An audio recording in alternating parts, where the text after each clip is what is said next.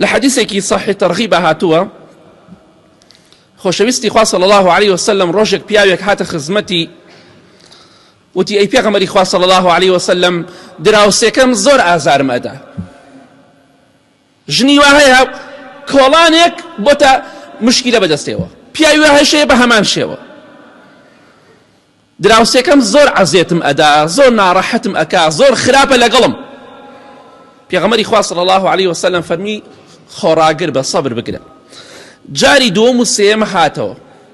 فرمووی ئەی خۆشەویستی خوا صلی الله عليه وسلم دراوسێکم ژیانمی نەیەڵاوە ئەی بە ئێوە دراوسە یەکن دراوسێ لەسەر مناڵێتن شەڕەکەن بەیەکەوە پیاو بن پیاو مرد بن نەسیحەتی ژنەکەت بکە لەسەر شەڕە مناڵێ دوای نیم سەعات بەیەکەوە دووبارە یاریەکەن و پێویست ناکات تۆ بکەیتە شەڕ و ئاژاوە و کێشە و مشکیلە ئەی خۆشەویستی خوا صلی الله عليه وسلم دراوسێکم زۆر خراپە لەگەڵم جاري سيم هاتوا أمجا بيغمري خوا فرمي صلى الله عليه وسلم طبعا أقر بارنكي حليت رتيه فرمي برو مالكي خود أو أشياء لمالوية هموي بير الناو كولانك دايبني بيغمري خوا فرمي صلى الله عليه وسلم كاتك أم بياوش أم كاري أنجام دا مالكي بيتشايا ولا كولانك داينا لناو كولانا وراسي كولانك خلقي بياتي أبرين كاكا وتشيه بو مالك دير داناو أي شيء والله دراوسێکەم زۆر خراپە لەگەڵما جارونی يؤذيني دراوسێکەم زۆر عەزێتم ئەدا هیتە ژنەیە پیاوە دراوسێکەم عەزێتم هەدا پێغەمبەری خوا صلی الله عليه وسلم وەسیەتی بۆم کردووە ماڵەکەم لە ناوەڕاستی کۆڵانەکەدا بنێم چونکە هیچ حەلێکم نەماوە ئەمجا خەڵکی بۆیە تێپەڕی کە پرسیاریان نەکرد خەڵکی لەعنەتی لەو پیاوە ئەکرد لەو کەسە کە ئەو کاری ئەنجام داوە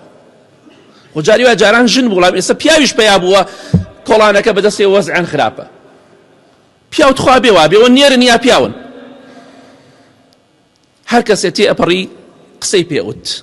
نەفرەتی لێ کرد ئەی فڵان کەس بەر نەفرەتی خوا بکەوی خوای گەورە وات لێ بکە وات لێ بکە وات لێ بکە مادەم عەزێتی دراوسێکەت ئەدەی پیاوەکە گوێی لێ بوو ئەم خەڵکە هەمووی گوێنی پێدا و هەمووی نەفرەتی لێەکە و هەمووی دوعای لێەکە هاتە خزمەتی پێغەمبەری خوا صلی الله عليه وسلم پیاو خراپەکە دراوسێ خراپەکە وتی ئەی پێغەمبەری خوا صلی الله عليه وسلم حاڵم باش نییە فەرمووی بۆ وتی والله خەڵکی لعنەتم لێ ئەکات خەڵکی دوعام لێ ئەکات پێغەمبەری خوایش صلی الله عليه وسلم فەرمووی قد لعنك الله قبل الناس دڵنیا بە پێش خەڵکی خوا نەفرەتی لە تۆ کرد ئەها چەندێ خەتەرە نەڵێ من کەسێکم هەموو خەڵکی لێ مەترسیە